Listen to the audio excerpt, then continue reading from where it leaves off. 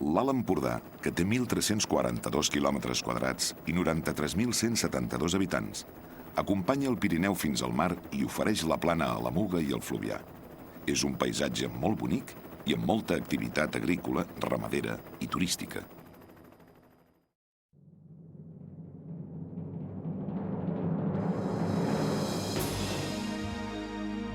Les ruïnes d'Empúries donen testimoni de la brillant història de l'antiga colònia que ha donat nom a la comarca. Aquí van coincidir els ibers indigets, els grecs de Focea, arribats cap al 600 abans de Crist, i els romans, que hi van desembarcar el 218 abans de Crist. La fusió de les tres poblacions va originar la pròspera ciutat que es convertiria en porta d'entrada de les influències llatines sota la mirada, des del segle V abans de Crist, de l'Esculapi trobat el 1929. La preeminència d'Empúries sobreviuria a l'imperi romà i en època visigòtica seria seu episcopal. L'Escala, antic barri de pescadors i terra natal de la novel·lista Víctor Català, és ara un important centre turístic que ha heretat del passat les seves apreciades anxoves.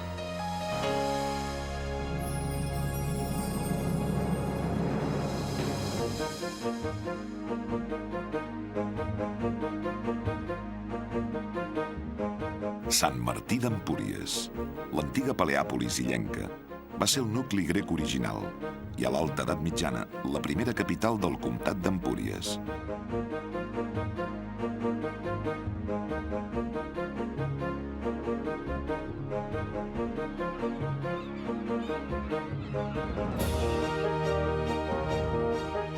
El Parc Natural dels Aiguamolls de l'Empordà és, a més de refugi d'una gran quantitat d'aus migratòries, l'hàbitat permanent de moltes altres espècies animals i l'àmbit propi d'una vegetació molt variada. S'estén entre la desembocadura del Fluvià i la de la Muga, al marge esquerre de la qual es transforma de sobte en la urbanització d'Empúria Brava, construïda a partir del 1967.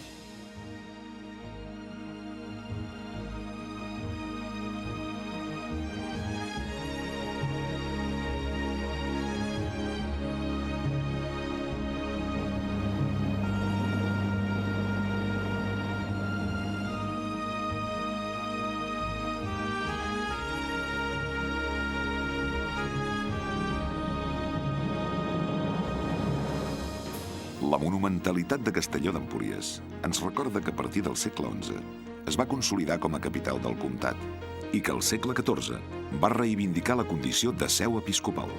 L'església romànico-gòtica, la llotja i el pont en són el millor testimoni.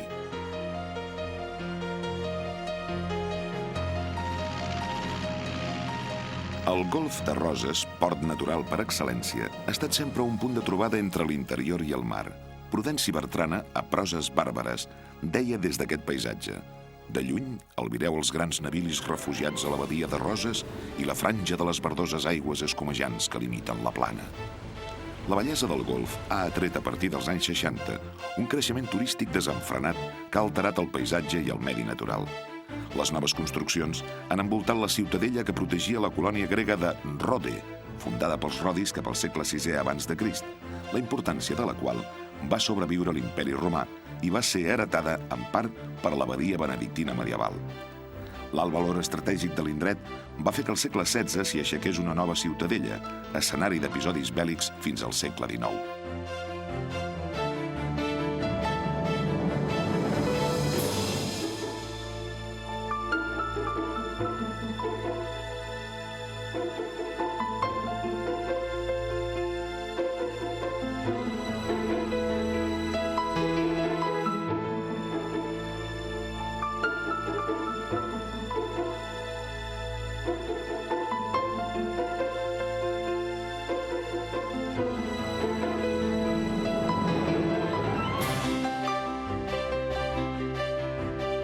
A Cadaqués hi entrem des del mar, perquè, com diu Josep Pla, l'única porta de sortida de Cadaqués fou, doncs, la mar.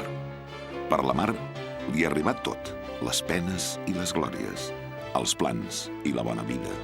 Cadaqués és una illa. La seva història i la seva manera d'ésser només poden comprendre's considerant aquest país com una illa. Salvador Dalí va trobar refugi i inspiració a Portlligat. El mateix pintor el descriu així. Portlligat és un dels llocs més àrids, minerals i planetaris de la Terra. Els matins hi ofereixen una alegria salvatge i amarga, ferotgement analítica i estructural. Portlligat és una mena de llac. L'aigua està tan tranquil·la que reflecteix els drames del cel crepuscular. El Cap de Creus és el punt més oriental de la península Ibèrica. Va ser qualificat per la ploma de Josep Pla de sec i melangiós, aspre i convulsat, negre i groc, torrat, romput i cataclismàtic, poblat de garrigues, llentiscle i fonoll, d'una geologia buidada o bufada, de vegades brodada pel vent.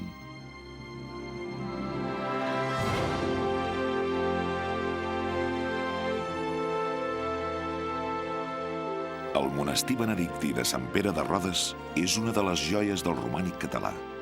S'hi barregen la història i la llegenda, que hi ha volgut veure el món salvat, suposada custòdia del Sant Grial.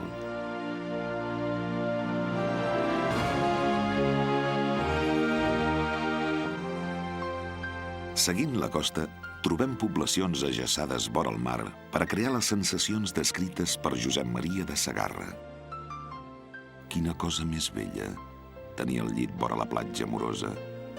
Perdre el coneixement, perdre el sentit, la voluntat ben fosa, vora la dolça platja de l'oblit. Però el vent del nord, la tramuntana, s'apodera d'aquestes terres. El mateix poeta diu: i el vent, que xiula i que no para, que corre més que els mals i els pensaments. Fica els dits dins l'arrel de l'atzavara i mossega les teules amb les dents.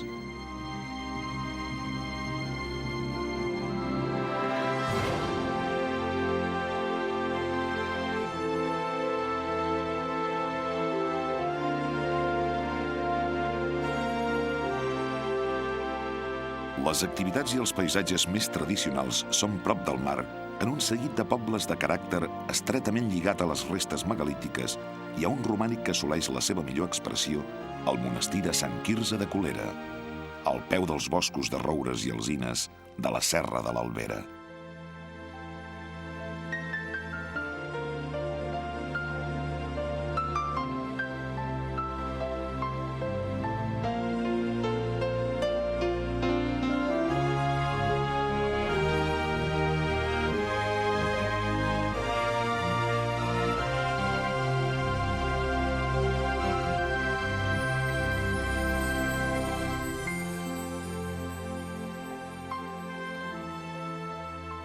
A finals del segle XIX, Tomàs i Adelaida de Rocabertí van encarregar una reconstrucció idealitzada del castell medieval de Requesens encimballat sobre el bosc.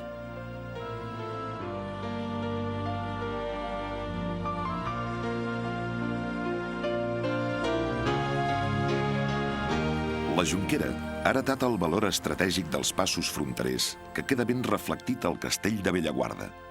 Aquí, des del temps dels romans, hi han topat pobles i exèrcits en moments de guerra i s'hi han intercanviat cultures i béns en èpoques de pau.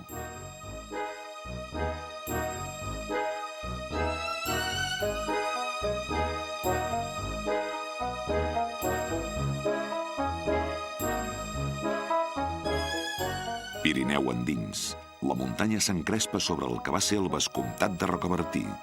Des del seu palau a Maçanet de Cabrenys, els vescomtes van donar empenta a la vila, que en va ser una veritable capital.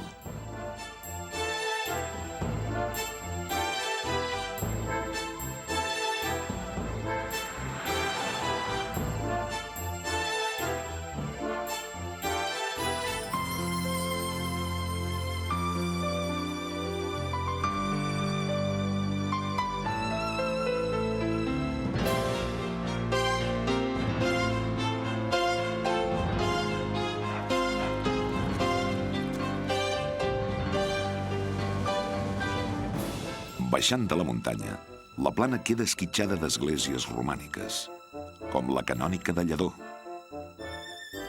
i l'església vella de Navata, i de castells, com el de la comanda hospitalera d'Avinyonet.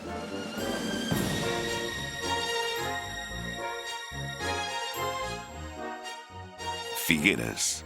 Afavorida per Jaume I per compensar el pes de Castelló d'Empúries i de Peralada, va mantenir la tensió amb aquestes dues poblacions fins que al segle XVIII les va depassar definitivament.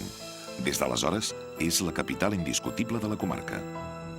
El viatger italià Segismundo Cavalli, el 1567, va descriure Figueres com un indret força bo i poblat. Josep Maria Espinàs com una ciutat molt oberta, on ha corregut molt el vent i també el pensament. El vent és la tramuntana, el pensament, el liberal. El vent, però, és implacable, el pensament, tolerant.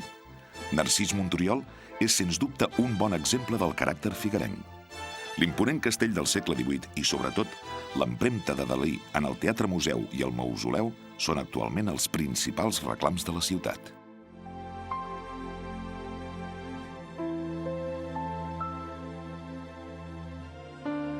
La Plana ha sabut capturar i combinar la bellesa del paisatge, la història i el romànic en la canònica de Vilabertran.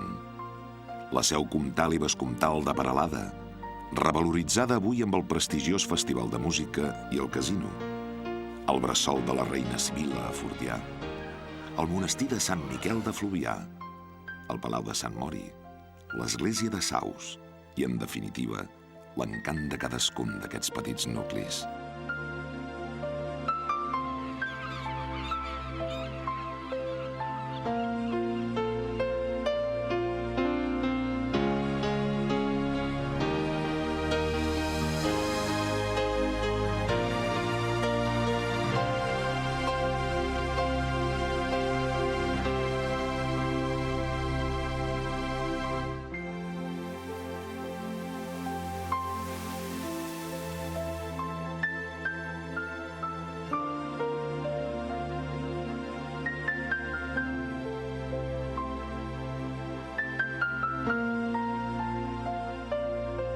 L'Alt Empordà és una de les regions naturals i històriques amb personalitat més marcada de tot Catalunya.